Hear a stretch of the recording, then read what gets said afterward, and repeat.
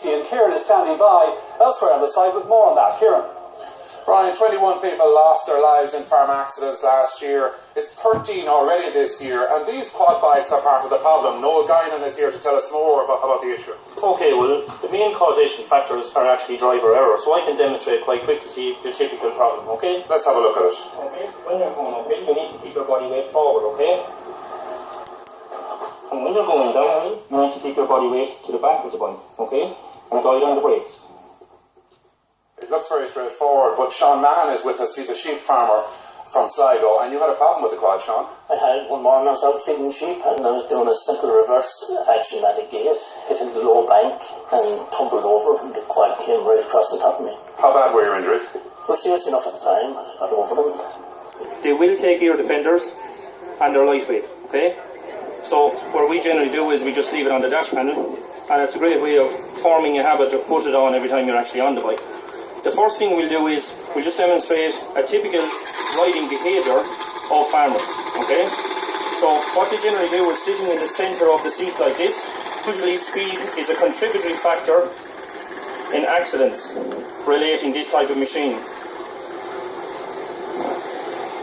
So what you'll see is when we're riding around a bend, so we'll call it left-hand bend in this case, we'll just keep going around in a circle, we need to be the inside of the bend, okay?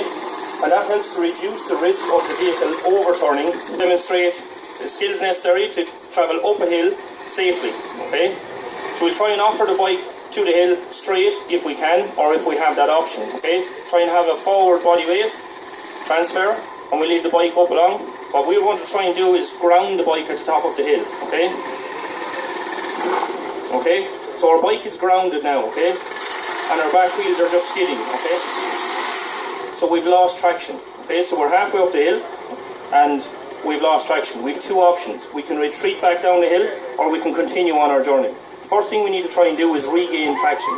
So with a small little rock, we'll regain traction and then we'll continue on our journey. Okay, now we have traction again. So now I'll change my weight transfer or my body weight to the back wheels, okay? So we have the weight on the back wheels to continue on down the hill. And you're on the rear brake down the hill. Approach a side slope this time, in which case the left of my bike is going to be rising up, so I'm going to be leaning to the left before I approach that hill, okay? So the front of my bike goes up, and in this case now, we're on 2 wheels, 3, 2 wheels, 3, okay? So we'll try and bring the back wheel up, so try and get some traction with our back wheel. And as the back wheel of my bike rises up, I also need to be changing my body weight transfer up the hill and to the back of the bike, keeping my body weight over the back wheel, both for traction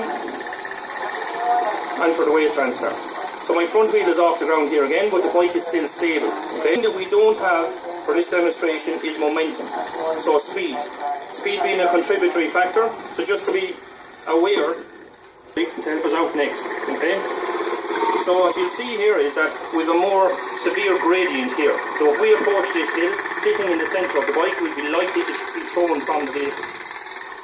Okay, so when the front of the vehicle comes up, our normal body reaction is to actually hold on. And when we were holding on then, we have an excessive use of the throttle, which is delivering traction to the back wheels, throwing the bike upward, and we fall off. We're trapped in underneath the vehicle. Okay, so again, forward weight transfer